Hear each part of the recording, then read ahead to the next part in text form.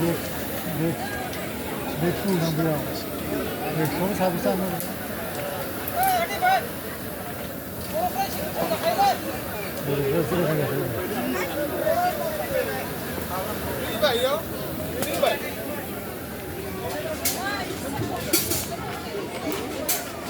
No.